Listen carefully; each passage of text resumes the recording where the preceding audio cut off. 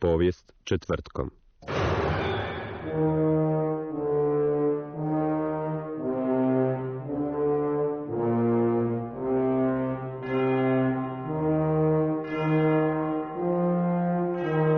Godina je 1793.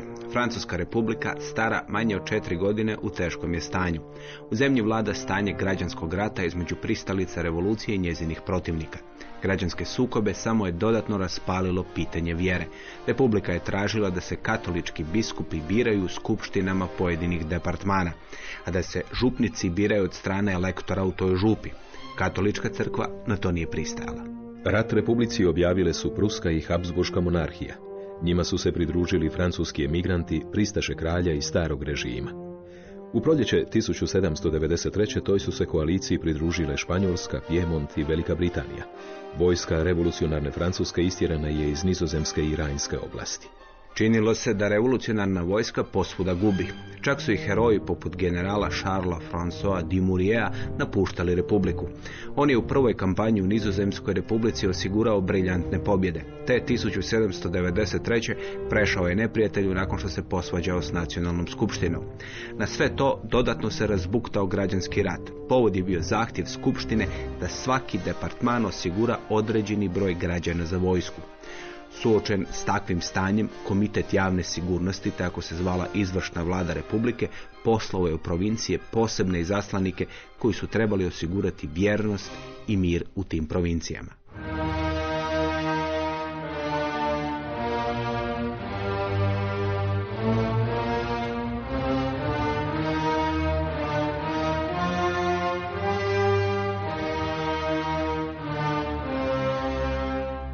U listopadu 1793. u Lyon je upućen izaslanik koji se zvao Joseph Fouché.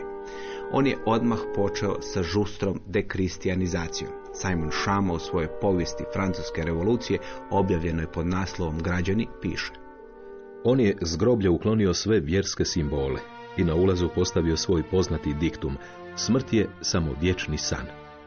Takve kampanje obično su počinjale formalnim ostavkama svećenika, koje su pratile javna objavljivanja njihovih prijevara i ludosti. U Heroju je, na primjer, Jean Radier, svećenik iz Lansarga, objavio: kako sada znam da je zanimanje svećenika suprotno sreći naroda i da ono usporava napredak znanja i smeta stupanju revolucije, ja napuštam to zvanje i bacam se u naručje društva. Zajedno s tim formalnim objavama često su se održavale svečanosti vjenčanja za nekadašnje svećenike, ponekad i protiv njihove volje, i posebno u Midiju i dolini Rone održavale su se burleske u kojima su se magarci odjevali u biskopsko odijelo i mitru i provodili po ulicama. Ponekad bi se nakon takvih ceremonija spalile i lutke pape.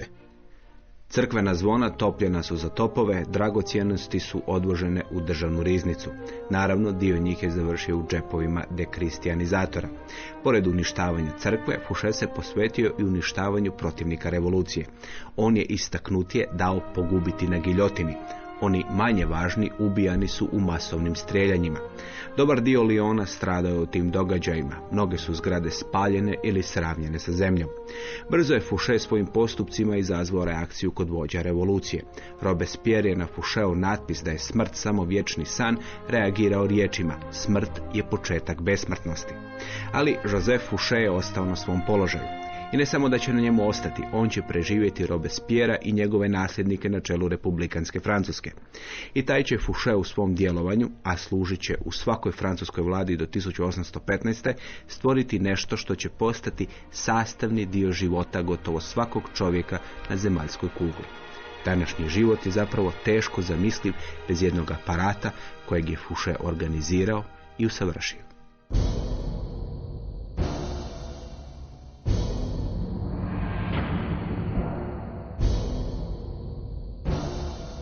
Joseph Fouché rođen je 21. svibnja 1758. ili 59. u selu La Pererin pored Nanta.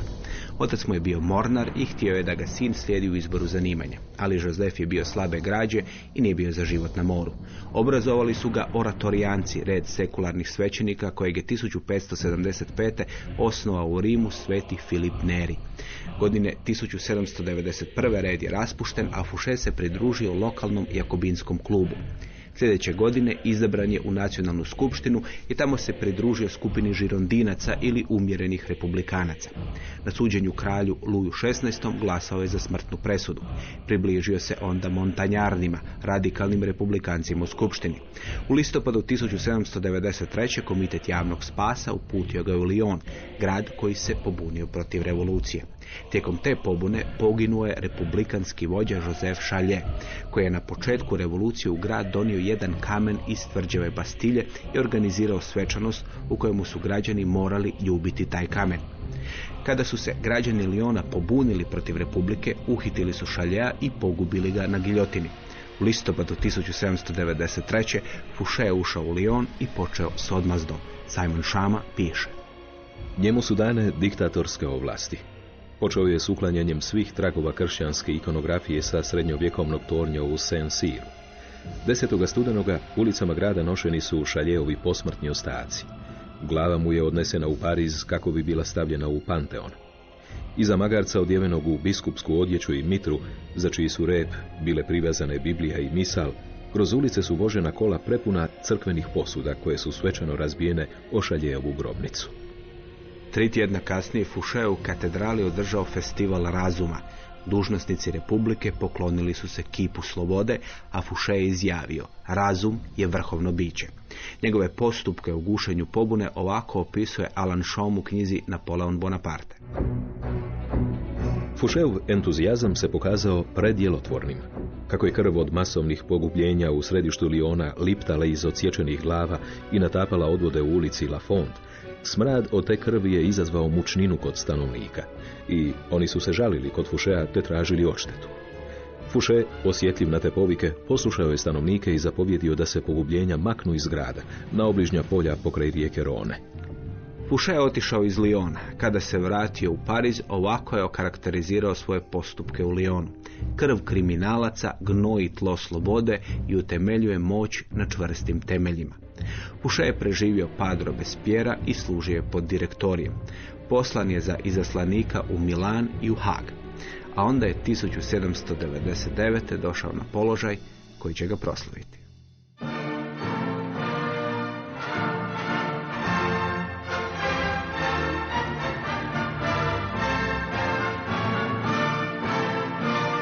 20. srpnja 1799.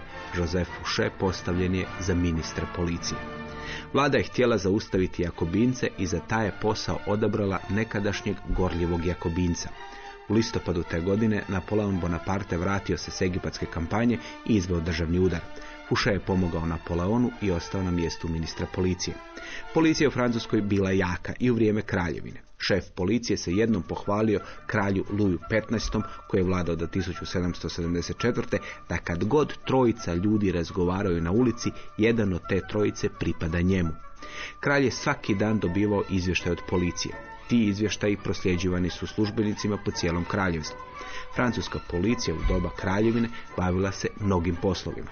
Enciklopedija Britanika u članku o policiji piše: policijski dužnosnici gradili su tržnice, popločavali i gradili ulice, utemeljili burzu, premještali groblja, osiguravali osvjetljavanje ulica, utemeljili su sustav državnih zalogavaonica, gradili su dječje bolnice, utemeljili školu za veterinare, tražili posao za nezaposlene i organizirali vatrogasnu i spasilačku službu. Policija je pregledavala zalihe hrane, branila je gostioničarima upotrebu olova u izgradnji šankova i branila je mljekarima da mlijeko dijele iz bakrenih posuda. Cenzurirala je postere, progonila protestante, nadzirala prodaju lutrije i provjeravala prohodnost odvoda. Policija je čistila ulice, provjeravala cijene hrane, regulirala držanje pasa, pregledavala zgrade opasne za život i čitala pisma. Čak je spriječavala ribare da prodaju oštrige u razdoblju od 30. travnja do 10. rujna. Nadzirala je zatvore i čitala teološka djela, ne bi li u njima našla znakove hereze. Fouché je zadržao dobar dio tih ovlasti policije, ali on ju je namjeravao napraviti djelotvornijom po pitanju potrage za protudržavnim i kriminalnim elementima. Prvo je administrativne vlasti policija organizirao u 4 arondismana. Svaki je na čelu imao državnog savjetnika. Savjetnici su odgovarali samo Foucheu i imali su malo pravnih ograničenja. Uskoro je u Francuskoj samo Napoleon imao više moći od Fouchea. Fouché je onda unovačio 300 novih špijuna. Uglavnom su to bili bivši kriminalci i zatvorenici. To je pak dovelo do toga da su ljudi u Francuskoj imali osjećaj da su policijski agenti posvuda. Taj osjećaj Foucheu bio korisniji od njegovih agenata. Na kraju je u njegovom ministarstvu policije stvorena služba sigurnosti. Enciklopedija Britanika u članku o policiji piše: Siret je osnovao François Eugène Vidocq. On je bio zatvorenik i odvažni bjegunac iz zatvora. Vidocq je prišao policiji i ponudio je u zamjenu za slobodu svoje znanje o svijetu kriminala. Policija je pristala na tu pogodbu i na koncu je Vidocq postao šef kriminalističke policije. Vodio je Siret s filozofijom da čovjek mora sam biti kriminalac ako želi poznavati i hvatati kriminalce.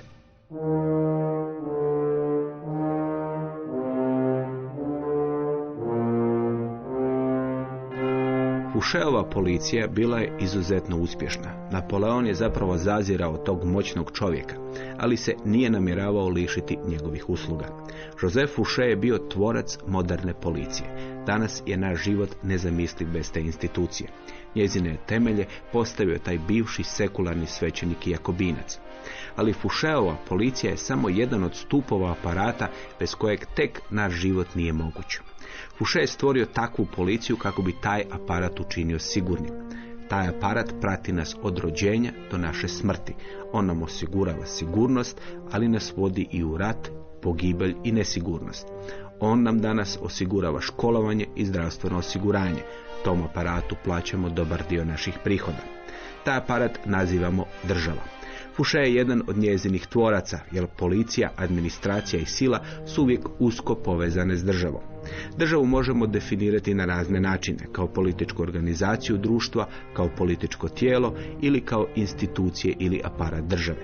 Njemački sociolog Max Weber je državu definirao kao tijelo koje ima monopol na legitimnu upotrebu moći na određenom dobro definiranom teritoriju, govori profesor dr. Žarko Puhovski, socijaka za filozofiju Filozofskog fakulteta u Zagrebu. Ono što svi ti elementi imaju kao zajednički sadržaj su zapravo 3 odrednice. Teritorij, pučanstvo, odnosno stanovništvo i hijerarhija ili organizacija. To je najopćenitije govoreći ono što je sastavnica svakog određenja države. U osnovi se dakle radi o tomu da postoji neka stalna organizacija, tu je pridjev stalno zapravo bitan, stalna organizacija na stalno određenom teritoriju i sa više ili manje stalnim, odnosno permanentnim pučanstvom. Tako se uspostavlja politička zajednica. Dodatak koji još komplicira čitavu pripovijest je o tomu da većina teoretika, i tu bih bio pripravan se priključiti toj većini, smatra da u modernom smislu riječi država je nešto o čemu se može govoriti tek od 18. stoljeća, dakle od francuske apsolutne monarhije, jer je prije toga riječ o političkim zajednicama, sumerskim ili različitim varijantama kineskih dinastija, indijskim odredbama, faraonskim sustavima i tako dalje, Grci, Rimljani i slično, ali da se država kao aparat, što je moderno naglašeno u shvaćanju tog koncepta, zapravo pojavljuje tek sa francuskom apsolutnom monarhijom, jer se tamo uz ove opće odrednice događa nešto što je bitno za modernu državu. Više se ne govori naprosto o teritoriju, pučanstvu i hijerarhiji, nego se pučanstvo počinje individualizirati s obzirom na državu. Dakle, uvode se imena i prezimena, uvode se adrese i zahvaljujući velikom Foucheu, čovjeku koji je na neki način izmislio ne samo policiju u modernom smislu riječi, nego administraciju mnogome, država pokušava doći do barem načelnog, danas bismo rekli sustavnog kontakta sa svakim pojedincem.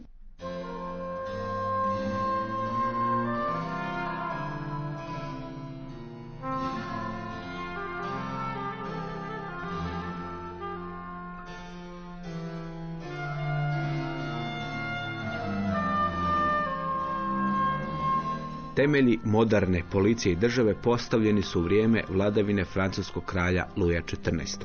Taj kralj, ne bez razloga nazvan kralj sunce, htio imati potpuni nadzor nad svojim kraljevstvom. Ključni u uspostavljanju tog nadzora bili su takozvani intendanti, provincijski službenici koji su predstavljali kraljevu nazočnost u provincijama. Oni su se nazivali intendanti pravde, policije i financija. Do 1689. bilo ih je 33. Imali su pod sobom 700 pomoćnika zvanih subdelegati. Intendante ovako opisuje Tim Blenning u knjizi Potraga za slavom. Intendante je mogao imenovati samo kralj. Nisu mogli kupiti svoj položaj i nisu mogli služiti u područjima gdje su imali nekakvog interesa. Bili su smjenjivani sa svojih mjesta u pravilnim intervalima kako bi se spriječilo stvaranje osjećaja lokalnog identiteta koji bi ih mogao spriječiti u obavljanju svoga posla i dovesti u sukob sa središtem. Intendanti su predstavljali raskid sa starim načinom upravljanja Francuskom, u kojemu su važnu ulogu imali staleži, plemići i razna korporativna tijela. Ovo je bio začetak moderne države s centraliziranom vlasti, države koja je htjela znati koliko ima stanovnika, na koje od njih može računati kada je u pitanju vojna obveza ili plaćanje poreza. Louis XIV. Je vodio mnoge ratove, stalno mu je trebalo novih vojnika i novaca za pohode. Vi do tada imate ljude koji žive po selima, koji naprosto imaju ime koje im je dano kod rođenja ili kod krštenja i kao dodatak, kod nas to još na selima koje imate, ime oca. Dakle, netko bi kod nas bi reklo, neko je Mate Antin, recimo jer je Ante bio otac i tako dalje. I na taj se način određuje identitet osobe. Ovdje, od 18. stoljeća, postoji potreba zbog razloga poreza, zbog razloga vojne obveze i zbog razloga sprečavanja, odnosno kažnjavanja kriminalnih radnji, da se može pronaći osoba. Dakle, da ulice dobiju imena, što prije nije bio slučaj, jer gradovi sad postaju veliki. I organizacija se nalazi pred zadaćom ovladavanja velikim brojem zadataka, a zadatak za organizaciju su pojedinci i njihove egzistencije. Nasuprot tomu, grčki polis ili renesansna komuna imaju elemente političke zajednice, ali nemaju odvojeni aparat koji bi kontrolirao, upravljao i tako dalje. Nasuprot tomu, Egipat u doba faraona ili babilonske, sumerske i tako dalje dinastičke tvorevine, stara Perzija, starije kineske dinastije, predstavljaju vlast jedne kraljevske obitelji, jedne, dakle, monarhistički ustrojene tvorbe nad određenim teritorijem, u kojemu se teritoriji i stanovništvo pojavljuju kao potpuno apstraktne kategorije. Dakle, nema ni postavljanja pitanja o tomu koliko ima ljudi, niti se čak posebno bave teritorijom koji može biti malo veći i malo manji, to ovisi o različitim ratnim zgodama i nezgodama, nego se to doživljavaju kao opće iskoristivi resursi.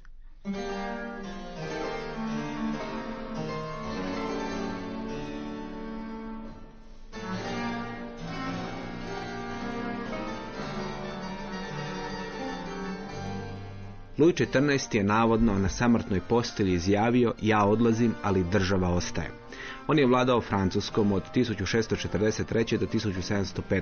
Njegova vladavina postala je simbol apsolutne monarhije. Vodio niz ratova u kojima je proširio Francusku na istok, na štetu vladajuće kuće Habsburg. Onda je vodio niz ratova kako bi osigurao španjolsko prijestolje za svog unuka. Dao je sagraditi ogromnu palaču u Versailles. Njegovo vrijeme Francuska je postala ekonomski samodostatna. Počela je izvoziti goleme količine roba u inozemstvo. Stvorena je policija, građene su ceste, luke, kanali. Francuska se ujedinila pod tim apsolutnim monarhom. Ujedinili su je Louisovi intendanti, subdelegati, suci, tvorci moderne države. Otac Flachier ovako opisuje djelovanje jednog suca koji je trebao uspostaviti kraljevu vlast u jednom zabačenom području na jugu Francuske.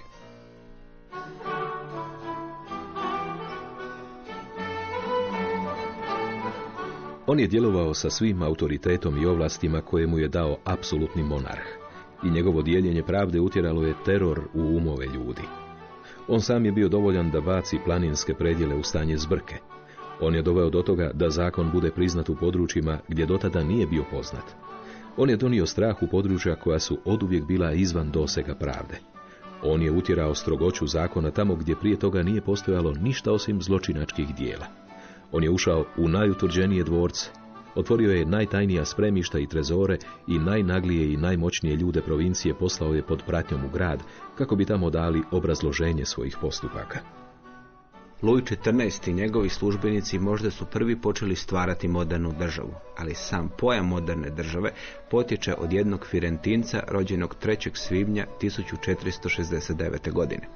Njegova obitelj bila je među imućnijima. Na njezinom obiteljskom grbu nalazio se štit s 4 čavla. Na toskanskom Malchiavelli znači zli čavlići. Ime tog Firentinca je Niccolo Machiavelli. Termin država potječe zapravo od Machiavellija. Machiavelli prvi koristi termin lo Stato, koji onda imate gotovo svim europskim jezicima, kao engleski state, franski l'État, španjolski i portugalski estado, njemački štat. Dolazi to od latinskoga status i zapravo se jasno implicira da je zadaća toga što zovemo državom, toga nečega, održavanje nekog statusa. U našim i nekim drugim slavenskim jezicima imamo stariji termin država koji dolazi od držati skupa, održavati neko stanje, a opet je zapravo po logici izvoda i etimologijski i sadržajno sličnoga podrijetla, koji dakle opet znači to održavanje nekako skupa. Time se naglašava kod Machiavellija i toliko je kod njega zapravo osnova teorije pretpostavljena, da se radi o nečemu što je neutralno. Ili kako kaže kasnije jedna moderna interpretacija Machiavellija, na primjer kod Gramscija, da je to otprilike kao mačevanje. Kao što mačevanje možete, ako ste u tomu dobri ili jako dobri, koristiti za ovu ili onu, za dobru ili za lošu svrhu, biti good guy ili bad guy u smislu američkog filma, tako je država jest aparat koji je neutralni i može se koristiti za razne svrhe.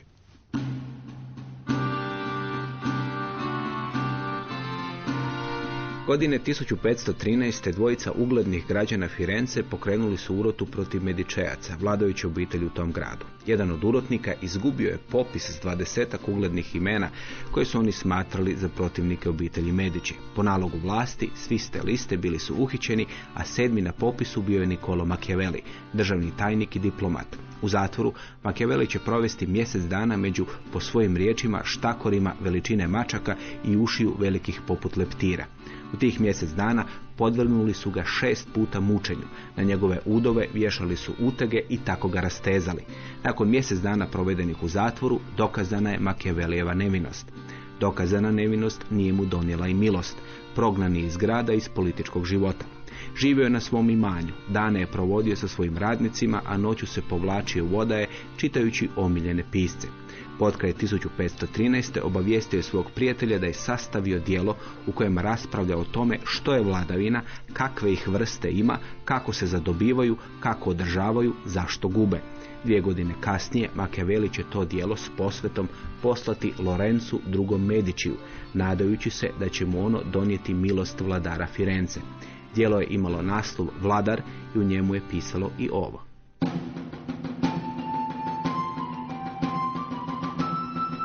Vladar, poglavlje 7. O okrutnosti i blagosti. I je li bolje da vladara ljube ili da ga se boje? Je li bolje da te ljudi ljube ili da te se boje? Odgovor je da bi bilo najbolje i jedno i drugo. No kako je to dvoje teško sastaviti, mnogo je sigurnije da te se ljudi boje nego li da te ljube, ako već oboje ne možeš postići. Ipak, vladar mora paziti da ga se podanici boje tako da bar izbjegne mržnji, ako već ne može postići ljubav, jer se može vrlo lako dogoditi da se ljudi nekoga boje, a da ga ipak ne mrze. Vladar će to najbolje postići ako ne postiže za imutkom svojih građana i podanika i za njihovim ženama. Ako bi ipak bio prisiljen da prolije nečiju krv, mora to uraditi kad ima potrebno opravdanje i očit uzrok. No prije svega, ne smije posezati za tuđim imutkom, jer ljudi brže zaboravljaju smrt očevu nego li gubitak očevine. Za Machiavellija najvažnija je trajnost vlasti. Svi moralni obziri nemaju mjesta u politici i državništvu. Vladar mora biti jak, važni su njegova vitalnost, hrabrost i nezavisnost.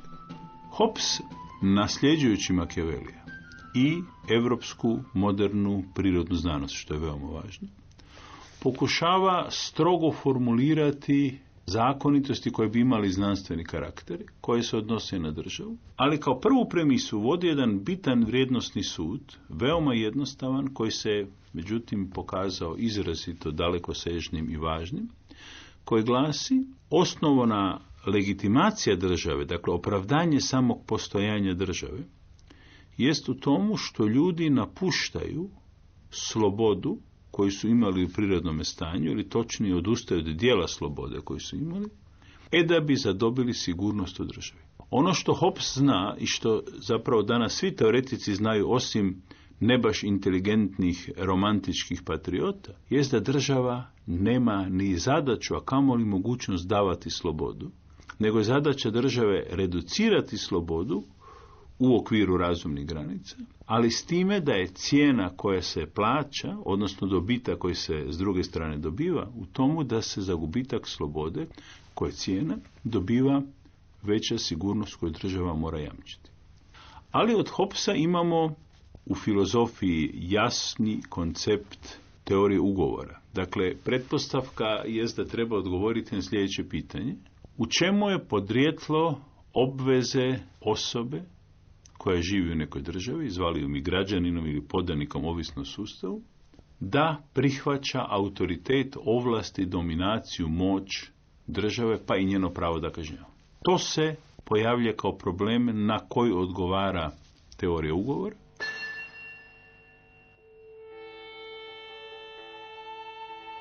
Eufameito passa i cer, che cai pontos cai pnoiai, urea tempe asigato. Stari Grci oduvijek su se smatrali posebnima u odnosu na svoje susjede. Tales, prvi Grk, kojeg su nazivali filozofom, navodno izjavio da je sretan što je rođen kao čovjek, a ne kao životinja, što je rođen kao muškarac, a ne kao žena, i što je rođen kao Grk, a ne kao barbarin. Riječ barbarin označava ne Grke, ljude koji ne govore grčkim jezikom. Jakob Burckhardt u knjizi Povijest grčke kulture piše: svi narodi svetog prava prezirali su sve druge narode, a više kaste su, gdje god su postojale, izbjegavale one niže. Posebno su Egipćani sve Grke smatrali nečistima. Sigurno ne samo zbog toga što su oni jeli meso krave, kao što smatra Herodot. A Grci su uzvraćali Egipćanima budući da su, kao binopije, o sebi imali drukčije mišljenje nego Egipćanima s njihovim pivom. Grk je bio u prednosti utoliko što bar nije fizički zazirao od barbarina, niti je imao neke zakone o čistoći uperene protiv njega, a osjećao se i slobodnim u promatranju stranog svijeta. Stari Grci nisu se baš obazirali na to što drugi misle o njima. Nisu se obazirali na činjenicu da su civilizacije oko njih, poput onih nastalih u Mezopotamiji i Egiptu, starije, monumentalnije i bogatije od njihove. Oni su se smatrali posebnim. Strabon je zapisao da je Grk onaj što pretpostavlja dok barbarina određuje sila. Plutarh je pak zapisao da barbari sve procjenjuju prema zlatu i smatraju da se sve može kupiti. Ali ono što je bilo posebno kod Grka u to vrijeme bio je njihov individualizam i njihov način života. Grci su još po nečemu bili posebni. Oni nisu živjeli u orijentalnim državama poput onih u Egiptu i Mezopotamiji. Oni su živjeli u nečemu što se zvalo polis. Grčki polis je koinonija politike, dakle politička zajednica, koja nije vezana toliko s načinom proizvodnje, koliko uz jedan koncept dogovora građana i njegovanje jedne kulture svakidašnjeg života. Agora je osnova tog koncepta. To je dakle onaj trg, glavni trg u Ateni, po kojem se to onda dalje prenosi i na druge neke manje polise, na kojemu se okupljaju svi građani. To su oni koji nisu djeca, nisu robovi, nisu žene, dakle odrasli slobodni muškarci, koji dogovaraju kako će funkcionirati zajednica. Razvijaju se prvi puta modeli koji nisu čisto autoritarne naravi, kakvi su postojali u svim ovim drugim do sad spominjanim varijantama, su naprosto bile prevelike za nešto drugo.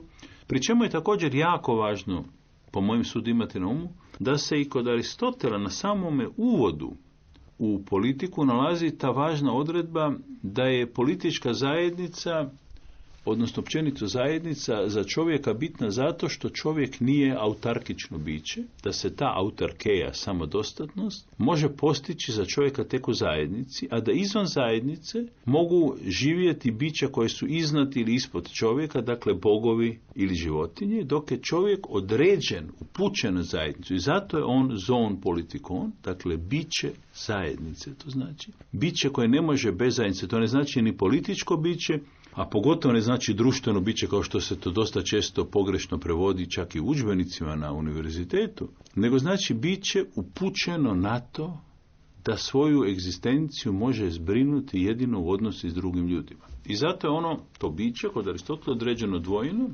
načelno, konstrukcijski time što kao zoon politikon ne može bez zajednice i budući ne može bez zajednice pa mora komunicirati, onda on zoon logon ehon, dakle biće koje govori, koje komunicira, koje se odnosi.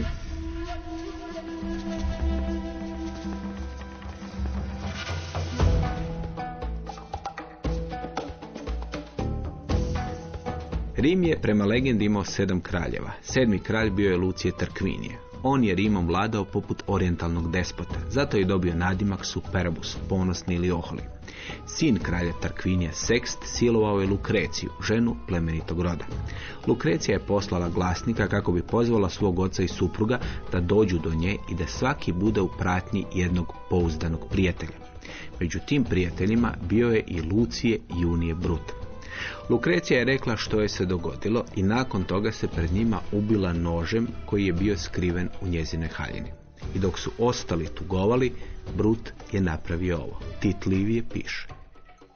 Brut je izvukao nož iz Lukrecijine utrobe i držeći ga ispred sebe dok je s njega kapala krv, rekao: Ovom krvlju prisežem, a vas, bogovi, zazivam za svjedoke, da ću vatrom i mačem i svim drugim sredstvima na raspolaganju prognati Lucija Tarquinija Superba, zajedno s njegovom prokletom ženom i cijelim njihovim nakotom, i da neću podnositi da oni ili bilo tko drugi tako vlada Rimom. Brut je pokrenuo prevrat u Rimu i protjerao Tarquinija i njegovu obitelj iz države. Rim je tako prema legendi 509. godine prije Krista prestao biti kraljevstvo i postao republika, res publica, javna stvar. Gradom su na 1 godinu vladala 2 konzula koje je nominirao senat, a birala ih Narodna skupština ili komicija centurijata. Romul i Rem bili su mitski osnivači Rima, blizanci koji su Rimljani štovali kao očeve grada, ali za drugog i pravog oca grada štovan je Lucije Junije Brut, čovjek koji je protjerao kralja i tako omogućio utemeljenje republike. Rimska republika je uz grčki polis neka vrsta preteče današnje moderne države. Rimljani, to se i na kartama starima vide, dijele svijet na području na kojem živi populus, dakle puk rimski, a na rubovima piše uvijek naciones. Naciones su zapravo urođenici, to su Gali, bez obzira na Asterixa, sve priče danas, ali Gali, Briti, Germani, Iliri i tako dalje, tako dalje. Oni su, dakle, određeni time što su urođeni u zajednicu. Termin nacija, dakle, dolazi od natus nata natum sum, dakle, biti rođen i time biti predodređen kao pripadnik jedne zajednice. I utoliko bi zapravo za termin populus u našem jeziku bilo puno bolje koristiti stari hrvatski izraz puk nego narod, jer narod opet ima ovo roditi se, što je prijevod od nacije zapravo. Dok puk, odnosno populus, odnosno people, popolo ili folk, u sebi nema vezu sa rođenjem, nego ima vezu sa praksom prebivanja na nekom teritoriju i drugo, što je populus značio, ljude bez privilegije. To ono što se već kod Aristotela pojavlja kad govori o demokraciji, da je veći dio ljudi u zajednici su oni koji nemaju privilegiju i njih treba, već se tamo pojavlja taj termin demos, posebno tretirati. Rimski populus se dakle sastoji od onih koji su cives, dakle koji su građani, koji imaju prava kao rimski građani, ne vezana toliko uz etničko podrijetlo, kao bismo danas rekli, nego naprosto činjenicu prebivanja.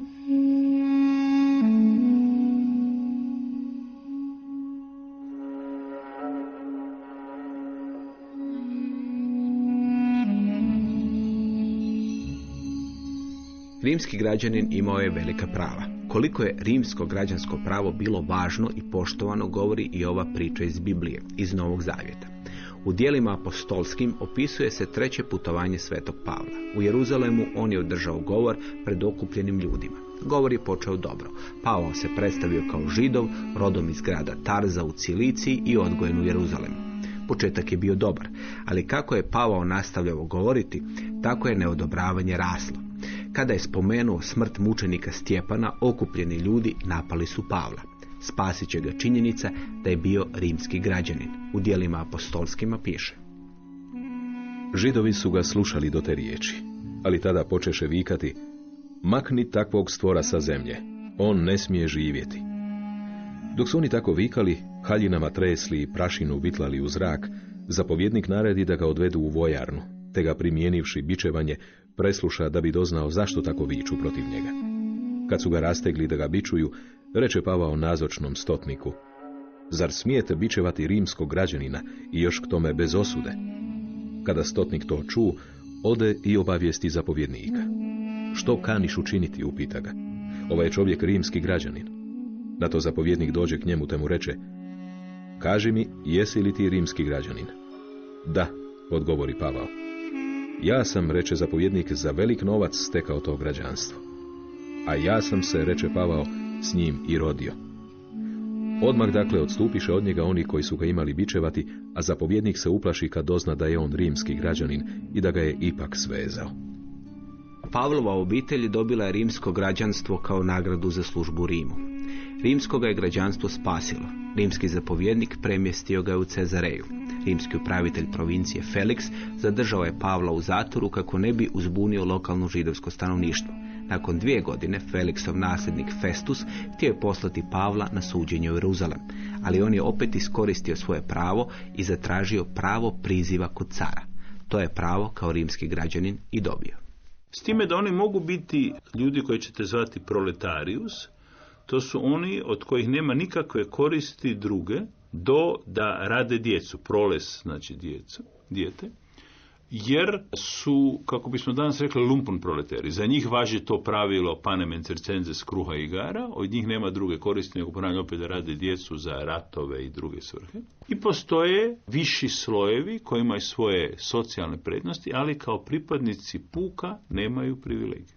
Kod Rimljana se uvodi jasna razlika između socijalne i političke pozicije. Vi možete biti 50 puta bogatiji od mene, ali nećete imati više političkih prava. Pa reformalno ne. To što ćete vi u praksi na neki način kapilarnim djelovanjem od najprimitivnijeg oblika podmićivanja do sofisticiranih načina utjecaja moći učiniti je drugo pitanje. Kao rekao jedan amerikanski sociolog, da se preskoči stoljeća, svaki prvi utorak u studenom svake 4. godine zadnji crni prosjak je jednak Nelsonu Rockefelleru, ali u 1400 koliko dana između toga jedan od njih je crni prosjak, a drugi je Nelson Rockefeller. I to je veoma važna razlika. Ta razlika se uvodi zapravo kod Rimljana.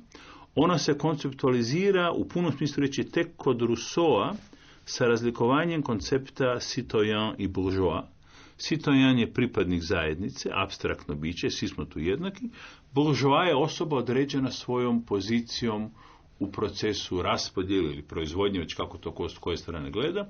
Dakle, tu je neko bogat, neko siromašan, netko privilegiran, netko neprivilegiran, netko obrazovan, netko neobrazovan, dok smo kao citoyen, dakle kao državljani u apstraktnom smislu riječi, svi načelno jednaki.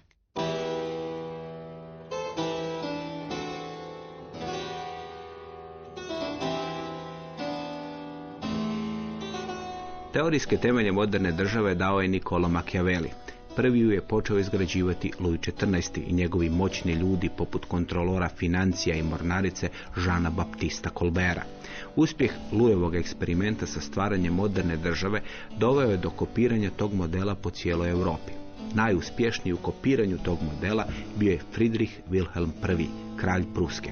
On je namjeravao od Pruske stvoriti tjelotvornu i bogatu državu, po uzoru na onu koju je u Francuskoj stvorio Louis XIV. Da bi to napravio, morao je uništiti stari svijet. Tim Blenning u knjizi Potraga za slavom piše: Njegovi pogledi na plemstvo nisu bili laskavi.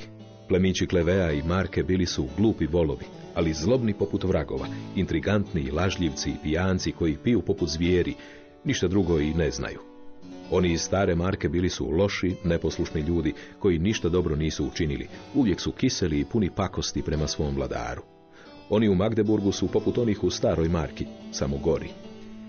Pored teroriziranja plemstva, Friedrich Wilhelm je poduzeo i neke druge mjere kako bi u Pruskoj utemeljio modernu državu.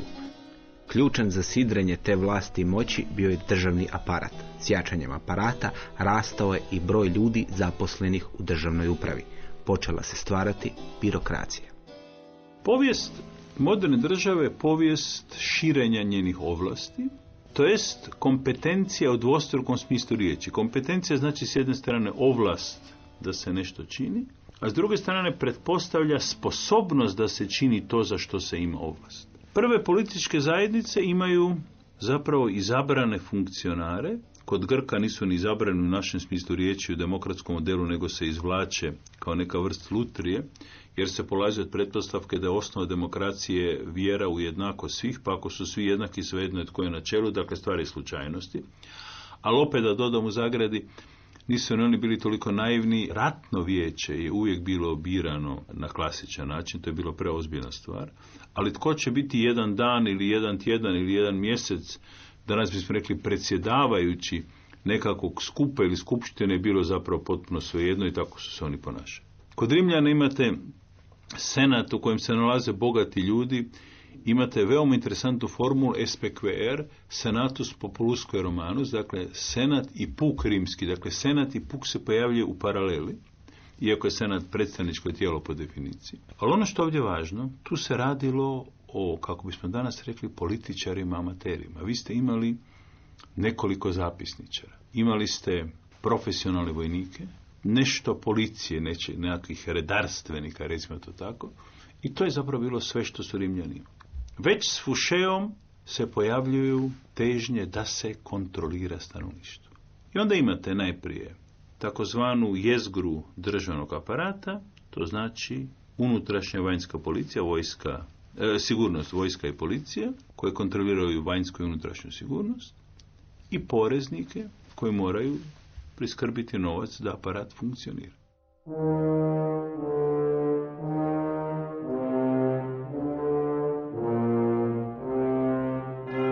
Sredinom 18. stoljeća francuski svećenik otac Veri zapisao je ove retke u svoj dnevnik. Danas jedva da se netko u pariškom društvu usudi reći ja služim kralju. Tog bi čovjeka uzeli za nekakvog slugu u Versaju. Ja služim državi. To je iskaz koji se najčešće može čuti. Država je postala važnija od kralja, monarha. Friedrich Veliki Pruski za sebe je čak izjavljivao da je sluga države. Josip II, Habsburški car, je u svom prvom memorandumu, napisanom 1761. godine, zapisao da sve postoji zbog države. Ta riječ u sebi sadržava sve. Stoga svi oni koji u njoj žive moraju promicati njezine interese. Moderna država počela se izgrađivati u vrijeme apsolutne monarhije. Fouché i njegovi sljedbenici proširili su njezin utjecaj. Od tada je država samo rasla i rasla, govori profesor dr. Žarko Puhovski s Odsjeka za filozofiju Filozofskog fakulteta u Zagrebu. S Foucheom počinje se država u punom smislu riječi birokratizirati. Dakle, vi nemate više samo aparat sile, nego imate ljude koji sjede u uredima i u papire upisuju imena, adrese, promjene imena, adresa, dokumente o vjenčanjima, rođenjima i tako dalje. Dakle, da bi država kontrolirala stanovništvo, dakle, da bi se upojedinio odnos države sa podanicima, još uvijek to nisu građani, potrebna je birokracija. I onda se to iz generacije u generaciju, u ljudskim generacijama sad govorim, dakle svakih nekoliko desetaka godina, širi kao doseg državnih kompetencija. S početkom 19. stoljeća država preuzima kompetencije u naobrazbi, počinje postupno uvođenje opće obvezatnog osnovnog školovanja i tu naravno naglo raste birokracija u koju sad ulaze učitelji. Pa onda u drugoj polovini 19. stoljeća država sve više preuzima kompetencije nad zdravstvom, dakle dolazi do razvoja javnog zdravstva i opet se šire kompetencije države i širi se broj zaposlenih. Pa onda sa porastom te skrbi u 20. stoljeću se uvode sve šira mreža socijalne skrbi u takozvane welfare state, države blagostanje, i tu dolazi do nevjerojatnog, upravo eksponencijalnog povećanja broja ljudi koji rade u državnom aparatu, s takvim paradoksima da današnja mala Austrija, koja je u teritorijalnom smislu, u smislu pučanstva, malo više od 15% nekadašnje austro-ugarske monarhije, ima danas 3 puta više državnih namještenika nego što je imala velika austro-ugarska monarhija na početku Prvog svjetskog rata.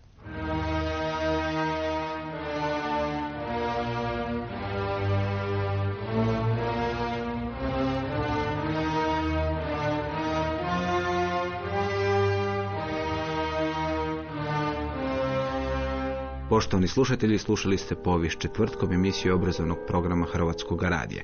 Povijest četvrtkom za vas su pripremili glazbeni urednik Maro Market, tekst čitao Ivan Kojundić, emisiju snimila Lana Deban, a u rediju je vodio Dario Špelić. Lijep pozdrav i do slušanja.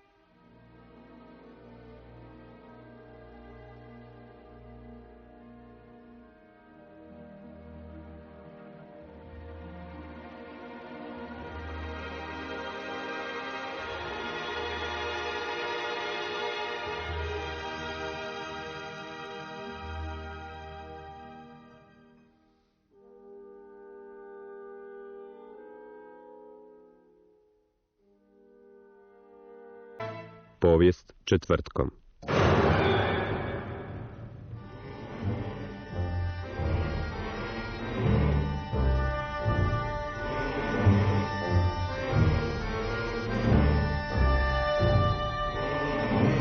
Noć je s 24. na 25. listopada 1917. godine po julijanskom kalendaru.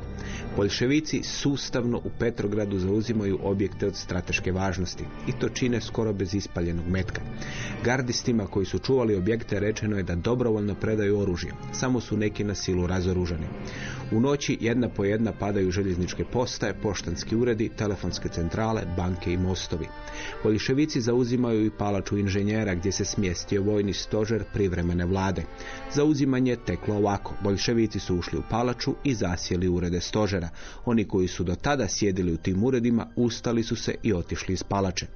U središnjoj telefonskoj centrali boljševici su prekinuli telefonske veze sa Zimskom palačom, iz koje je nekada Rusijom vladao car, a sada su u njoj sjedili ministri privremene vlade. Ali boljševici nisu registrirali postojanje dvaju telefonskih linija koje su palaču spajale sa svijetom. Koristeći te linije, ministri, okupljeni u dvorani nazvanoj po Malahtitu, poludragom zelenom kamenu, pokušali su zaustaviti državni udar boljševika. Nije im to uspjevalo. Predsjednik privremene vlade, Aleksandar Fjodorović Kerenski, bio je pak u stanju potpune depresije. Richard Pipes u knjizi Ruska revolucija piše: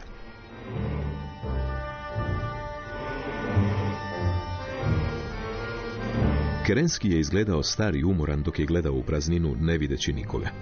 Njegove poluzatvorene oči skrivale su patnju i kontrolirani strah. U 21 sat izaslanstvo Sovjeta predvođeno Teodorom Danom i Abrahamom Gocom pojavilo se pred ministrima kako bi im reklo da su pod utjecajem reakcionarnog vojnog stožera znatno precijenili moć boljševika. Kerenski im je pokazao vrata. Te noći Kerenski je ipak na kraju stupio u kontakt sa zapovjednicima i zatražio od njih pomoć. Uzalud. Pomoć nije bila dostupna. U 9 ujutro 25. listopada iskrao se iz Zimske palače prerušenu srpskog časnika i u automobilu posuđenom od službenika američkog veleposlanstva krenuo u potragu za pomoći. Ujutro 25. listopada 1917. Zimska palača je bila jedina vladina zgrada u Petrogradu koju nisu nadzirali boljševici. Vođa boljševika Vladimir Iljić Lenjin inzistirao je na uhićenju ministara privremene vlade. Ali boljševičke snage nisu bile u stanju izvesti napad na Zimsku palaču. Vođe boljševika računali su na crvenu gardu, jako oko 45.000 ljudi i na desetke tisuća pobunjenih vojnika. Ali ta je vojska postojala samo na papiru i u glavama boljševičkih vođa. U zoru 25. listopada boljševici su pokušali izvesti napad na palaču. Nakon prvih hitaca ispaljenih iz pušaka branitelja palače, boljševički napad je prekinut. Lenjin nije mogao čekati da njegovi ljudi zauzmu palaču. Za to nije imao vremena.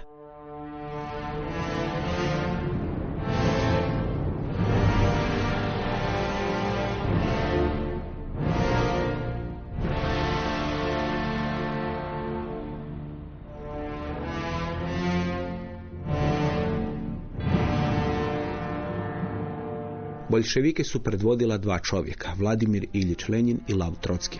Obojica su znala da boljševici nisu najjača politička snaga u Rusiji. Boljševičko krilo Ruske socijaldemokratske radničke partije imalo je većinu u Petrogradskom i Moskovskom sovjetu, ali su najjače stranke bili socijalistički revolucionari i menševici. Boljševici su u srpnju 1917. pokušali izvesti državni udar. Pokušaj je neslavno propao. Lenjin i Trotski htjeli su zbaciti privremenu vladu i preuzeti vlast u zemlji. 23. listopada po julijanskom kalendaru boljševički centralni komitet održao je tajnu sjednicu na kojoj se raspravljalo o preuzimanju vlasti. Lenjin je na toj tajnoj sjednici iznio ovaj plan. Ako želimo izvesti ovu revoluciju kao marksisti, onda moramo organizirati glavni stožer pobunjeničkih trupa, rasporediti naše snage, pokrenuti nama odane pukovnije protiv neprijateljskih uporišta, okupirati tvrđavu Petra i Pavla, uhititi članove glavnog stožera, vlade, vođe kadeta i kozaka. Pobuna ili revolucija mora mobilizirati naoružane radnike, povesti revoluciji lojalne postrojbe iz Finske i Kronštata prema Petrogradu. Snaga revolucije treba ležati na ratnoj fronti radnicima i vojnim postrojbama. Nakon 2 ili 3 dana borbe, vojska odana privremenoj vladi predala bi se tim snagama.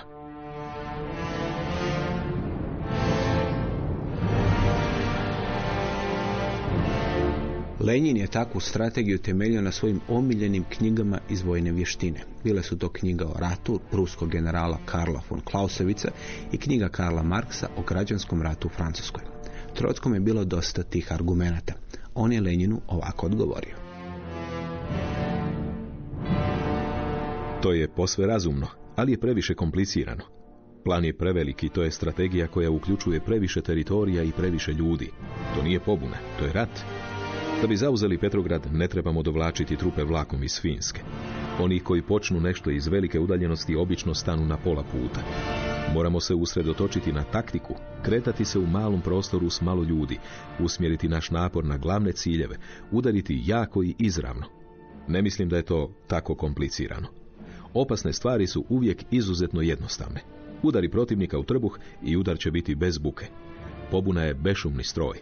Tvoja strategija ovisi o previše povoljnih okolnosti. Pobuna ne traži ništa. Ona je dovoljna sama sebi. Lenin je pristao na taj plan. Kada boljševici u zoru 25. listopada nisu uspjeli osvojiti Zimsku palaču, Lenin je u palači Smolni, operativnom središtu boljševika, počeo pisati proglas. Proglas je poslan novinama u 10 sati ujutro. U proglasu je pisalo: Građanima Rusije, privremena vlada je zbačena. Vlast je prešla u ruke organa Petrogradskog sovjeta radničkih i vojničkih deputata, Vojno-revolucionarnog komiteta, koji stoji na čelu Petrogradskog proletarijata i garnizona. Ciljevi za koje se narod bori, trenutačna ponuda demokratskog mira, ukidanje zemljoposjedničke vlasti nad zemljom, radnička kontrola nad proizvodnjom, stvaranje sovjetske vlade, ti su ciljevi osigurani. Živjela revolucija radnika, vojnika i seljaka, Vojno-revolucionarni komitet Petrogradskog sovjeta radničkih i vojničkih deputata.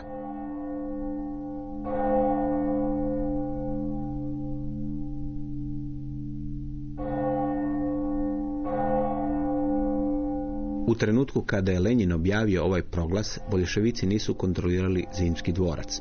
Jedva da je netko izvan Petrograda čuo za revoluciju. 25. listopada život u glavnom gradu Rusije nastavio se kao da protekle noći boljševici nisu krenuli u zauzimanje ključnih točaka u gradu. Kerenski je pak uspio doći do vojnih postrojbi odanih privremenoj vladi. Ali tada mu je sreća okrenula leđa. Richard Pipes piše: Kerenski je jurio prema Pskovu, stožeru sjeverne fronte. Jedine slobodne trupe koje su mogle krenuti protiv boljševika bili su kozaci 3. konjičkog korpusa, koje je prije 2 mjeseca Kerenski optužio da su sudjelovali u takozvanoj izdaji Kornilova. Oni su toliko prezirali Kerenskog zbog toga što je on oklevetao Kornilova i natjerao njihovog zapovjednika generala Krimova na samoubojstvo, da su mu odbili pružiti bilo kakvu pomoć. Kerenski je uspio uvjeriti neke od kozaka da krenu prema glavnom gradu. Pod zapovjedništvom atamana Krasnova, kozaci su razbili trupe koje su poslali boljševici i okupirali Gačinu. Te večeri okupirali su Carsko selo, koje je bilo udaljeno 2 sata jahanja od glavnog grada. Ali, razočarani što im se niti jedna druga postrojba nije pridružila, oni su sjahali s konja i odbili krenuti prema glavnome gradu. U Petrograd su stigli mornari iz Kronštata, njih oko 5000. Nazivali su ih ponosom i radošću revolucije. Ali tih 5000 mornara nije uspjelo zauzeti palaču. Nakon par hitaca ispaljenih prema njima, mornari su odustali od napada. Lenin se još uvijek krio u palači Smolni, imao je periku i glavu zamotanu zavojima. Tako se prerušio kako ga ne bi prepoznale vlasti. Na putu do palače Smolni zaustavila ga je vladina patrola, ali on se izvukao pretvarajući da je pijani pacijent koji se vraća od zubara. U 18 sati i 30 minuta Vojno-revolucionarni komitet dao je ultimatum privremenoj vladi da se preda ili će krstarica Aurora i tvrđava Petra i Pavla otvoriti topovsku vatru na palaču i grad. Ministri nisu odgovorili na taj ultimatum.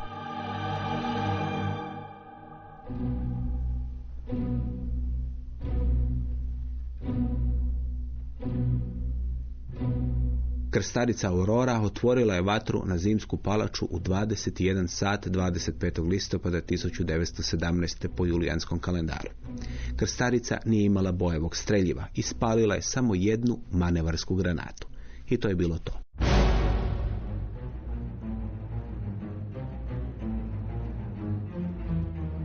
2 sata kasnije otvorena je vatra iz tvrđave Petra i Pavla. Ovoga su puta boljševici pucali bojevim streljivom. Vatra je bila toliko neprecizna da su 30 granata samo njih 2 pogodile Zimsku palaču, a i te 2 su napravile malenu štetu. Zimska palača se još uvijek nije predavala. Skupine crvenih gardista prodale su u palaču, ali kada su se susreli s naoružanim junkerima, predali su se. Ali kako je odmicala noć, branitelji su počeli napuštati Zimski dvorac. Nisu se više mogli nadati pojačanjem. Prvo su otišli kozaci, onda i junkeri koji su opsluživali topove. Do ponoći obrana Zimskog dvorca svedena na jedan ženski bataljun i nekoliko mladića kadeta koji su branili malahtitnu sobu. Richard Pipes piše. Kako se iz palače više nije mogla čuti topovska vatra, Crvena garda i mornari su se polako počeli približavati palači. Prvi koji su ušli bili su mornari i trupe Pavlovske pukovnije, koji su se popali kroz otvorene prozore palače. Drugi su ušli kroz one zaključane ulaze. Zimska palača nije zauzeta jurišom. Slike kolona jurišajućih vojnika, radnika i mornara, kakve su prikazane u Eisensteinovom filmu Dani oktobra, čista su izmišljotina, pokušaj da se Rusiji da njezin pad Bastilje. U stvarnosti, Zimsku palaču je pregazila svjetina nakon što se ona prestala braniti. Ukupni broj žrtava iznosio je 5 mrtvih i nekoliko ranjenih, uglavnom žrtava zalutalih metaka.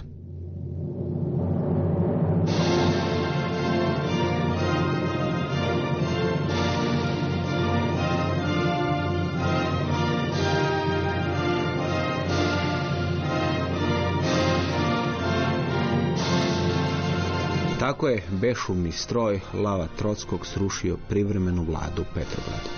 Lenjin je poslije napisao da je podizanje revolucije bilo poput podizanja pera. Petrograd je zauzet do kraja 25. listopada 1917. Sljedećeg dana krnji kongres Sovjeta odobrio je prijenos vlasti na boljševike. Moskva je pala nakon kraće borbe. U ostalim ruskim gradovima vojnici pod utjecajem boljševičkih slogana o sklapanju trenutačnog mira slomili su svaku opoziciju.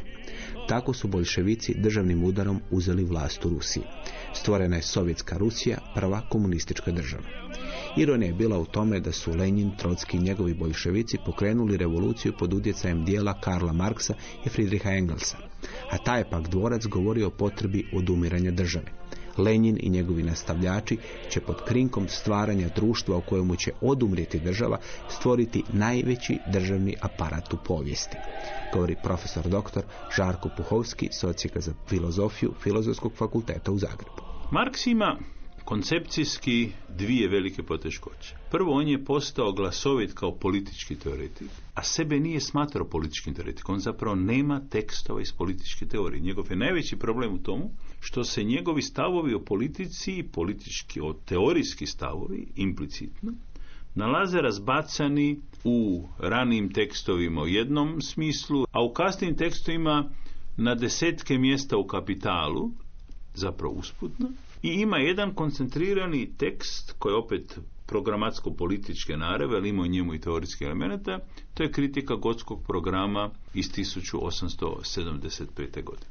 To je prvi problem. Dakle, da je postao politički teoretik, a nije imao političku teoriju, i zato se nije bavio toliko opasnostima, potrebom da se ogradi u svojim formulacijama od nekih tvrdih konsekvencija. Recimo, ima formulaciju Kapitala koja glasi: sila je babica svakog starog društva iz kojeg će nastati novo. Dakle, revolucija se zbiva nastavno. On je sebe smatrao prije svega revolucionarnim teoretikom, koji je revoluciju shvaćao toliko radikalno da je smatrao da nakon uspjeha te revolucije, od čega je njemu bilo stalo, ni njegova teorija više neće biti relevantna, a niti politika općenito kao posebna, ili kako bi on rekao 844. godine, otuđena sfera. S druge strane, tamo gdje se može rekonstruirati njegova pozicija, ona je u osnovi metodički liberalna pozicija, ne u tom smislu da bi Marks bio za malu državu, nego u smislu toga da, poput Johna Locke i onih koji ga slijede, smatra da je država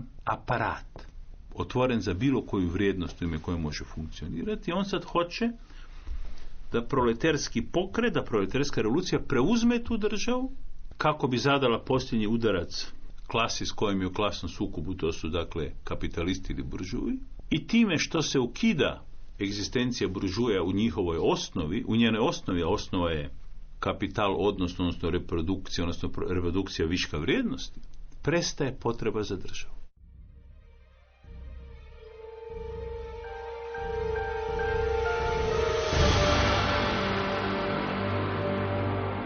U političkoj filozofiji postoji pojam društveni ugovor. To je stvarni ili hipotetski ugovor kojim je stvoreno društvo i država. Prema teoriji društvenog ugovora, ljudi su prije njegovog sklapanja živjeli u prirodnom stanju. Njihova je sloboda bila neograničena. Ali ta je sloboda imala cijenu. Nitko te ljude nije mogao zaštititi od napada na njihovu imovinu ili osobu. Svaki se čovjek morao sam braniti. Život u tom prirodnom stanju politički su filozofi različito opisivali. Jedan od utemeljitelja teorije društvenog ugovora, Thomas Hobbes, je u svojoj knjizi Leviatan ovako opisao život u prirodnom stanju. U prirodi čovjekovoj nalazimo 3 osnovna razloga svađe. Prvo, natjecanje. Drugo, sumnjičavost. Treće, slava. Prvi uzrok navodi ljude da na druge napadaju dobiti radi. Drugi, radi sigurnosti. Treći, radi stjecanja ugleda. Prema tome, očigledno je da ljudi, dok žive bez jedne zajedničke vlasti koja ih sve drži u strahu, žive u onom stanju koje se naziva rat. I to takav rat u kome je svaki čovjek protiv svakog čovjeka.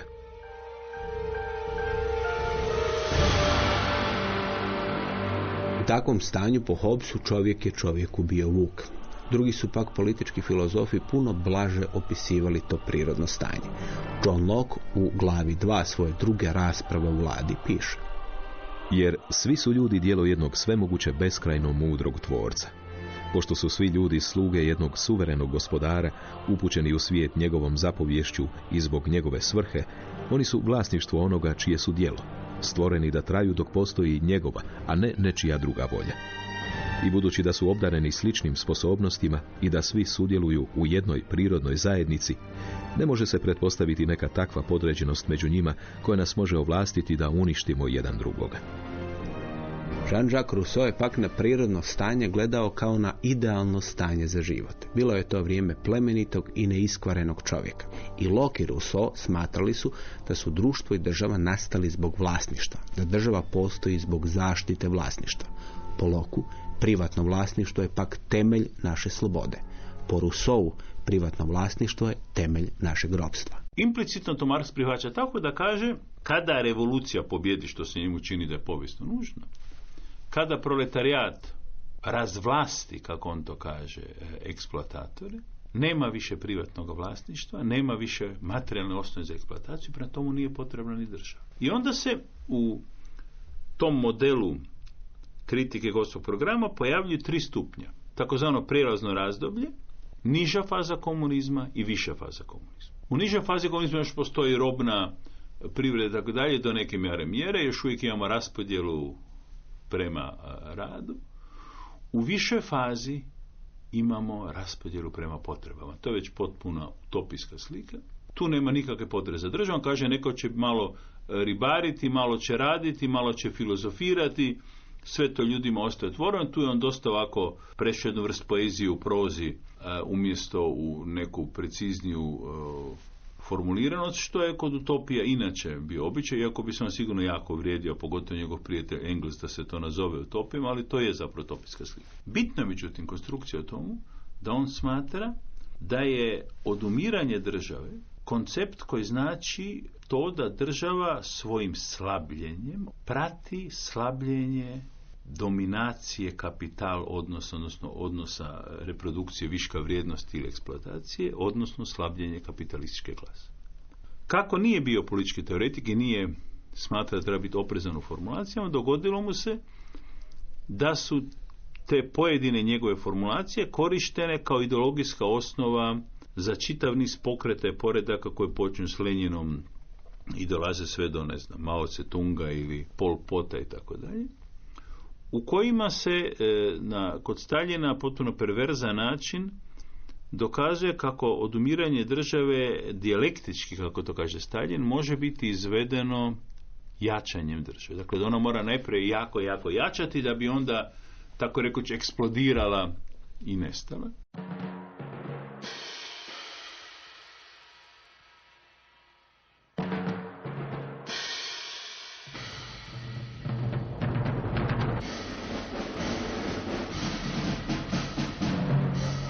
Prva boljševička vlada nazivala se Sovjet narodnih komesara ili Sovnarkom. Imala je predsjednika Vladimira Iljiča Lenjina i 12 narodnih komesara. Bio je to početak velike sovjetske birokracije. Nova je vlast morala stvoriti svoju birokraciju. Kako nije vjerovala staroj, novu je novačila iz redova radnika, vojnika ili mornara. Već tada se pojavio jedan paradoks. Jedini način da radnik poboljša svoj položaj bio je da prestane biti radnik i dospije u birokraciju. Do vladavine Leonida Iljiča Brežnjeva, 5. generalnog sekretara komunističke partije, Sovjetski savez je imao najveću vladu na svijetu. Početkom 1980-ih Sovjetski savez je imao nekih 50-ak industrijskih i trgovačkih ministarstava. Među njima bila su ministarstva teške i srednje strojogradnje, ministarstvo gradnje zrakoplova, ministarstvo radioindustrije, ministarstvo brodogradnje, elektronike, kemijske industrije, ministarstvo proizvodnje traktora i poljoprivrednih strojeva. Sve u svemu njih 50-ak. Komunistička partija pak imala 19 milijuna članova. To je bio zaseban aparat. I sve to stvorilo takozvanu nomenklaturu. Petar Kenez piše.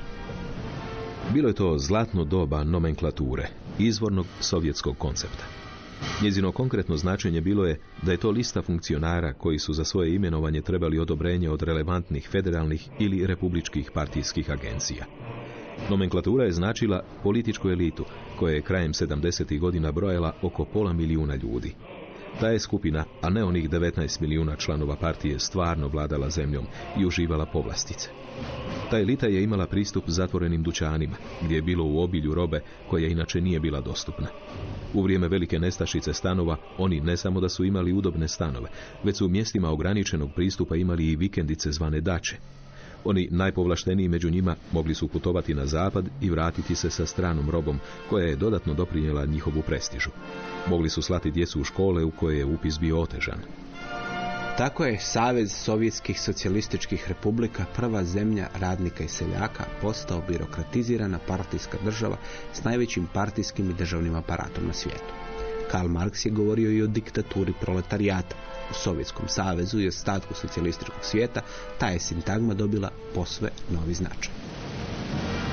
Za Marksa diktatura proletarijata znači da proletarijat nameće svima uvjete života proletarijata. Dakle, uvjete života onog što se prije zvalo pukom narodom, ljudima bez privilegije. Ukida svima privilegije, sve dovodi u situaciju da rade za svoj opstanak. Opet imate jedan paradoks, izvorno je liberalni koncept, tko ne radi neka umre od gladi. Locke kaže da prosjake koji se ne mogu sami zbrinuti i koje nitko ne želi zbrinuti, treba pustiti da umre od gladi, da država nema obveze njima se baviti. Da bi nakon 100 godina radnički pokret to preuzeo, tvrdeći da zapravo kapitalisti ne rade i da oni koji ne rade treba biti pušteni da umre od gladi i da treba kapitalisti natjerati da rade za svoj život. U provedbi to recimo u Sovjetskom savezu od 30. do kraja 50. do kraja 60. godina zapravo znači da svatko ko je maturirao mora u roku 6 mjeseci početi ili studirati ili raditi ili ide u radni logor jer svi moraju nešto raditi.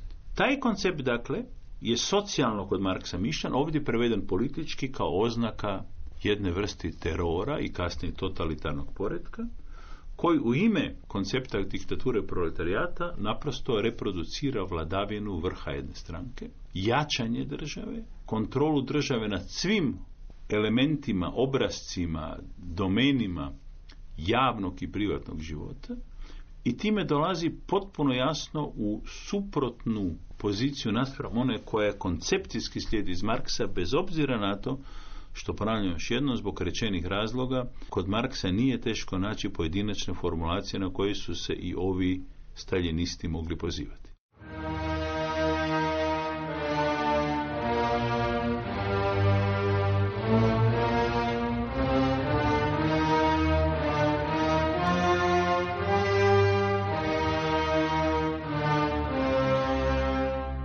Teritorij Brandenburga ili kasnije Pruske prostirao se u širinu od 1000 km.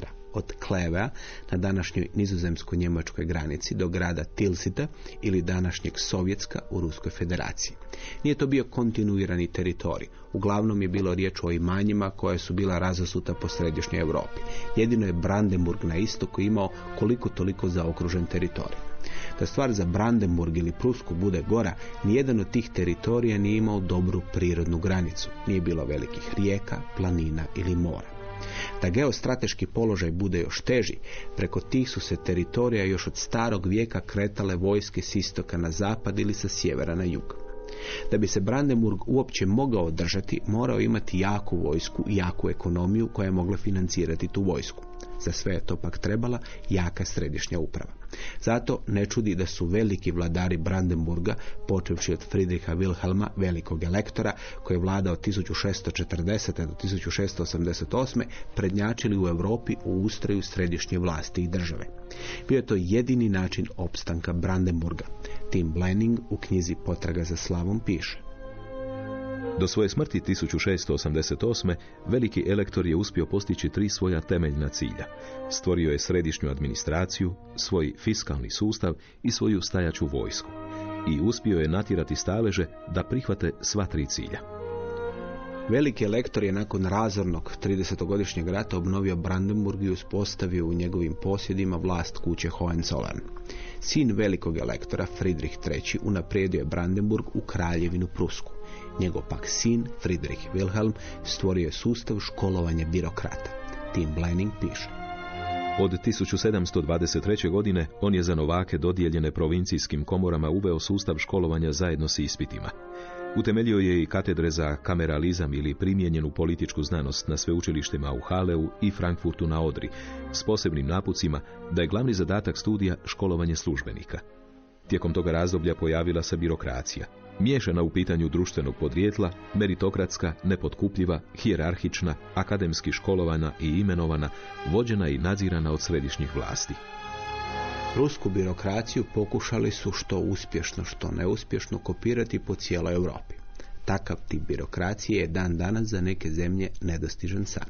Kod nas je ostalo u javnosti dijelom zbog loše socijalističke ideologizacije shvaćanje o birokraciji i birokratizmu kao nečem izrazito negativno. Problem je upravo tomu da je za zajednicu koju živimo, za Hrvatsku, a prije toga za Jugoslaviju, jedno od najvećih problema, možda danas za Hrvatsku najveći problem, odsutnost birokracije. To znači da nemamo profesionalni upravni aparat, nemamo profesionalne činovnike ili ih nemamo dovoljno, policajice i tako dalje, ljude koji bi za svoju plaću profesionalno, po nekim pravilima struke, neovisno o političkim, stranačkim, drugim promjenama, izborima i tako dalje, permanentno radili svoj posao. Prije 20 godina bila je jedna veoma popularna televizijska serija britanska koja se zvala Yes Minister, u drugom dijelu Yes Prime Minister, za koju je kažem da bi trebala biti emitirana kao uvod sa studiji, recimo, politologije na prvoj godini, koja je jako zgodno pokazivala upravo tu praksu stalnih namještenika, dakle birokracije u punom smislu riječi, da kontrolira zapravo političara. Vi imate tog nekakvog jadnog ministra, jednog koji postaje prime minister, dakle premijer, koji je zapravo stalno neka vrst lutke koje manipuliraju ovi činovnici, oni znaju o čemu se radi. I zato je recimo moguće da je u zadnjih 20 godina neko kao Genscher bio ministar pošta, unutrašnjih i vanjskih poslova, jer ima profesionalni aparat. A nasuprot tomu kod nas se stalno pojavljuje pitanje tomu je li netko dovoljno naučio da bi bio ministar ovoga ili onoga, jer se ne očekuje da aparat zna svoj posao, pa da onda netko kao političar daje političke instrukcije koje onda aparat u okviru pravila struke realizira, ali smisao birokracije je tomu da u nekom trenutku će reći to ne može biti učinjeno po pravilima struke.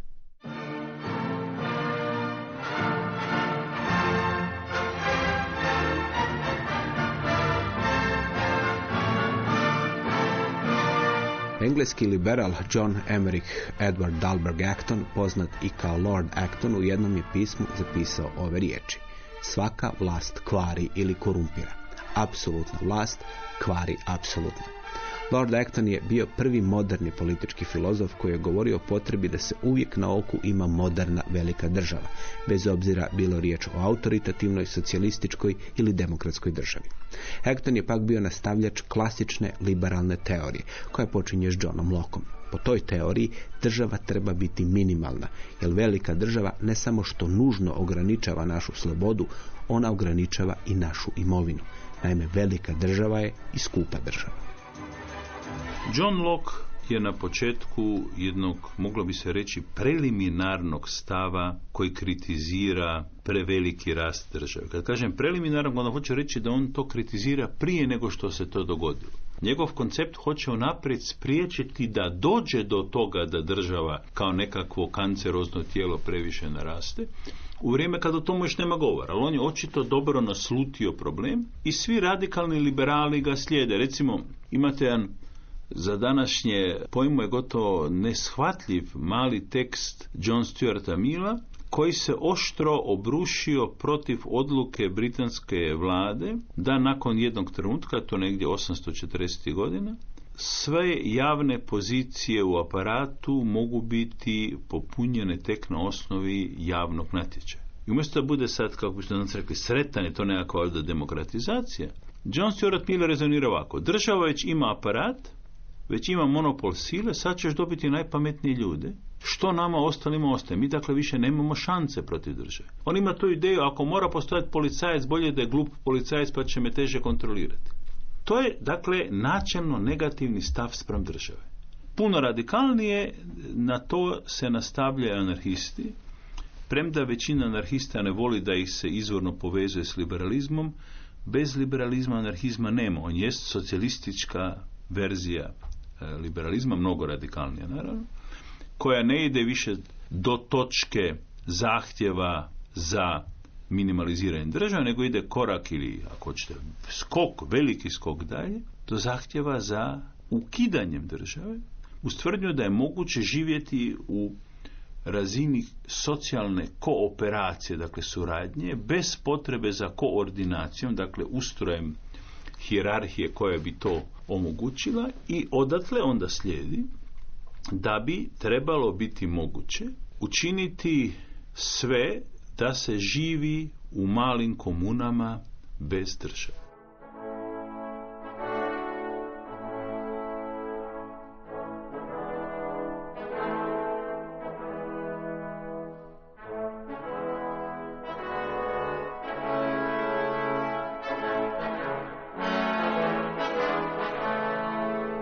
...20. rujna 1870. godine talijanske trupe probile su gradski zid kod Porta Pije i ušle u Rim. Papa Pio IX. Povukao se u Vatikan. Tako je završila zadnja bitka oko ujedinjenja Italije. Rat za ujedinjenje Italije počeo je 1859. Kraljevina Italija proglašena je 2 godine kasnije u parlamentu okupljenom u Torinu. Tada je imala 26 milijuna stanovnika, od njih je 78% bilo nepismeno. Te 1870. kada je Rim postao dio Kraljevine Italije, koalicija njemačkih država predvođena Kraljevinom Pruskom zaratila se s Francuskom, koja je bila glavna prepreka na putu stvaranja njemačke države. Francuska je poražena, a Njemačka se ujedinila pod pruskim monarhom u carevini. Tako su stvorene države, sada je trebalo stvoriti nacije. Klasično mjesto je govor poznatog talijanskog političara Mazzinija nakon što je Italija 1870. godine postala neovisna. U prvom sazivu parlamenta Mazzini se diže i počinje rečenicom: gospodo, Italiju imamo, sada treba stvoriti Italijane. Jer mi imamo Kalabreze, Genoveze, Napoletane, Sicilijane, Milaneze i tako dalje, nemamo Italijane. Francuzi protiv Vandeje koja se buni drugih pokrajina uvode teror kojim svi trebaju postati Francuzi.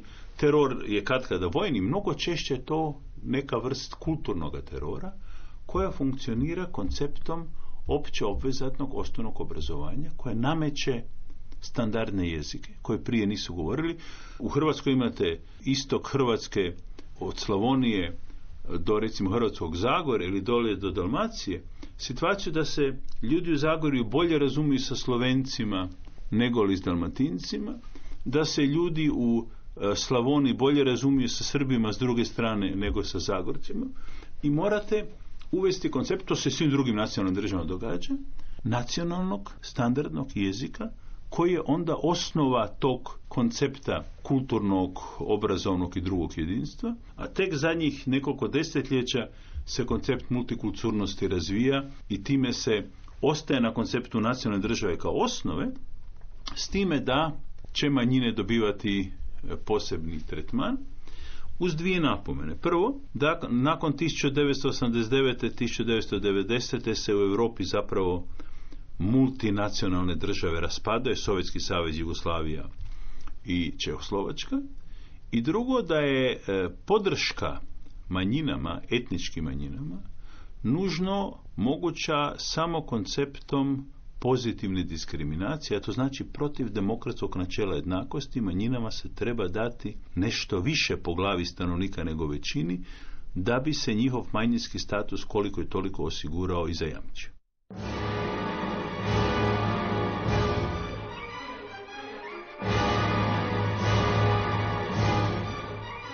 4. studenog 1918. godine austro-ugarska vojska se predala talijanskoj nakon bitke kod Vittorio Veneta.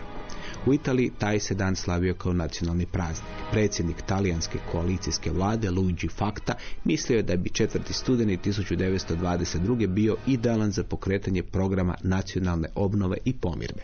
Zemlja je bila u previranju, inflacija je bila visoka, lira je krajem 1920. imala samo 1/6 svoje prijeratne vrijednosti. Ekonomija je bila u krizi, zemlju je razdirala stalna politička nestabilnost i djelovanje radikalnih stranaka poput fašista. Facta je mislio da bi bilo dobro pozvati ratnog heroja Gabriela D'Annunzia kako bi on održao govor u kojem bi pozvao sve Talijane da zaborave razlike i da se ujedine. Međutim, D'Annunzio, koji je boravio u vili na jezeru Garda, je pao kroz prozor i teško se ozlijedio. Nagađalo se da je pjesnik bio pod utjecajem kokaina i da je izgubio ravnotežu dok se poigravao sa sestrom svoje ljubavnice. Barem jednom čovjeku je laknulo kada je čuo za pad D'Annunzia. Taj je čovjek bio njegov najvjerniji suborac i drug iz ranih dana fašističkog pokreta. Ime tog čovjeka je Benito Mussolini. Christopher Dugan u povijesti Italije objavljenoj pod naslovom Snaga sudbine piše: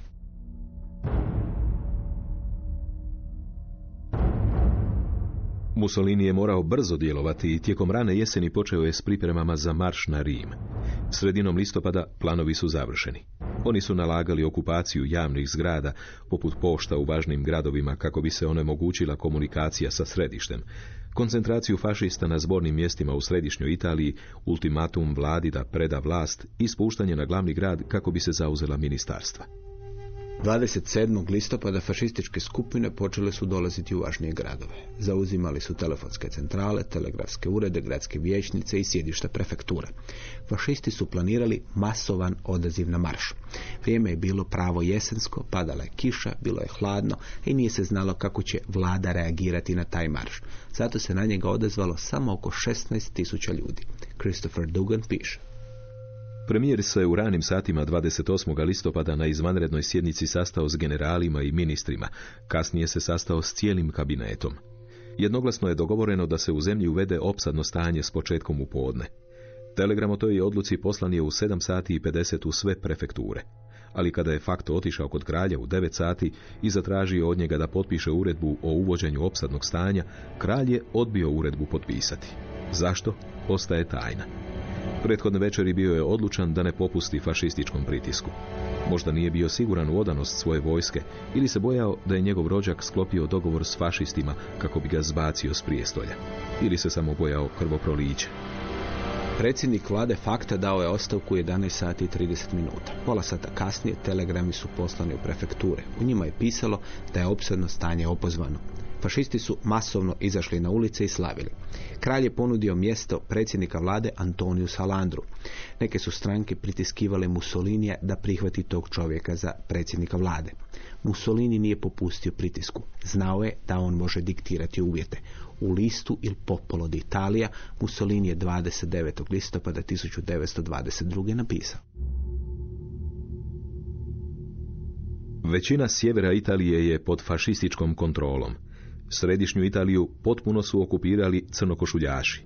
Pobjeda ne smije biti unakažena. Vlada mora biti fašistička. Salandro je odbio mandat predsjednika vlade. Kralj ga je onda ponudio Mussoliniju koji ga je prihvatio. Kralj je od novog predsjednika zatražio da raspusti fašističke odrede. Mussolini je rekao da to nije moguće. Dogovorili su se da će fašistima biti dopuštena parada prije nego što ih se pošalje kućama. 30. listopada 1922. Rimom je promarširalo 50.000 fašista. Mnogi od njih nosili su noževe, palice, pištolje i puške koje su uzeli iz vojarni. Fašisti su preuzeli vlast u Italiji i počeći izgrađivati prvu totalitarnu državu. Totalitarni sustav zapravo nije država. Moderna država živi od jasne razlike spram društva. Postoji sfera društva u kojoj mi obavljamo svoje privatne strategije zadovoljenja potreba, kako to kod Hegla se zove sustav ili sistem potreba, i funkcioniramo po načelima tržišta ili najčešće ili nekim drugim načelima, za razliku od javne sfere koju kontrolira država. U totalitarizmu dolazi od toga da zajednica ukida društvo, dakle da se ukida privatnost, da je sve jedna sfera, totalno, sve je to cjelina koja se kontrolira. I zato je vjerojatno preciznije govoriti o totalitarnom sustavu nego totalitarnoj državi, koja je dakle označena za razliku od autoritarnih poredaka ranijih vremena ili od diktatura ovog ili ranijih ili našeg vremena, u tomu što nije samo karakteristika totalitarnog sustava odsutnost sloboda, prava na drukčije mišljenje i tako dalje, nego se to proširuje iz klasične javne političke sfere na dječje vrtiće, privatne stanove, crkve, univerzitete i tako dalje, i time se ukida svaka mogućnost drukčijeg stajališta. Totalitarni sustav dakle počiva na tomu da se aparat kapilarno ubacuje, penetrira u sve sfere društva.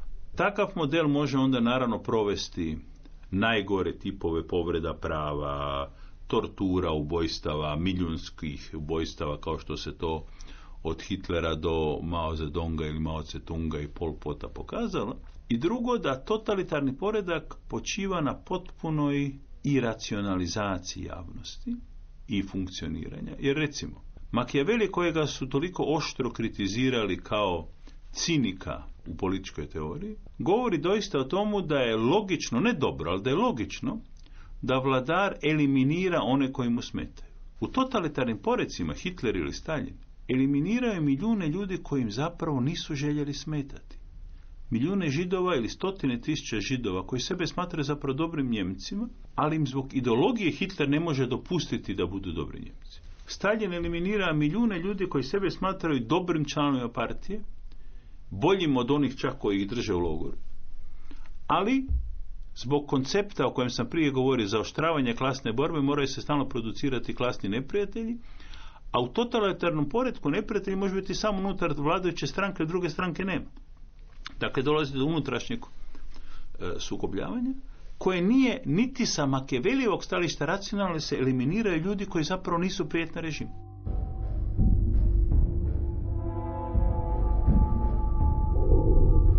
U svom nastupnom govoru nakon polaganja prisege za predsjednika Sjedinjenih Američkih Država, Ronald Reagan je izjavio da vlada nije rješenje problema. Ona je problem. I tako je u Sjedinjenim Državama, a onda i u drugim dijelovima svijeta počelo smanjivanje ovlasti i djelovanje vlade. Cilj je bila što manja i jeftinija država, sa što manjim uplitanjem u društvo. Nakon 2008. i početka velike ekonomske krize čini se da jedino vlada i država mogu zaustaviti klizanje u novu ekonomsku depresiju, kao što se to dogodilo u vrijeme New Deala. Opet se povećava uloga vlade i države u našim životima. A postoji ona mišljenja koja tvrde da nas u budućnosti očekuje sve prisutna država, neka vrsta naše dadilje koja će nas pratiti od kolijevke pa do groba. Govori profesor dr. Žarko Puhovski, socijeka za filozofiju Filozofskog fakulteta u Zagrebu. Indikativno je prije svega da u znanstvenoj fantastici praktički nema relevantne literature u kojoj se implicira demokratska politička zajednica. Gotovo uvijek se govori o nekakvim monarhijama, totalitarnim, autoritarnim porecima i tako dalje. I to ne samo u negativnim utopijama, nego ponavljam u popularnoj science fiction literaturi, ili valjda je naprosto demokracija romaneskno predosadna ili nedovoljno dramatična i tako dalje. Drugo, pitanje širenja ima dva aspekta. Govorimo li o širenju države u smislu daljnjeg proširenja njezinih kompetencija ili o teritorijalnom širenju. Meni se čini da više puno širenja o kompetencijama nema, jer država već danas kao welfare state, a to je najbolja država koju imamo, kontrolira zapravo sve. Dakle, ja sam pod potpunom kontrolom. To u uvjetima demokratske kontrole nad aparatom ne bi smjelo biti tako opasno, ali je po onom klasičnom Petrovom pravilu gdje god se može dogoditi nešto pogrešno, to treba očekivati da će se dogoditi. Dakle, tih manipulacija ima i u najboljim državama, a kamoli državama koje tek s mukom dolaze do toga, kao recimo Hrvatska, bez odgovarajuće političke i pravne kulture. Ako tu, dakle, nema puno prostora za, recimo to tako, metodičko širenje države na nova područja, jer ona zapravo sva područja kontrolira, osim nekih elemenata privatnosti, onda je pitanje teritorijalnog širenja. Pitanje glasi, može li na dugi rok svijet funkcionirati tako da postoji globalna ekonomija, globalne komunikacije, globalni promet, a da su države nacionalne.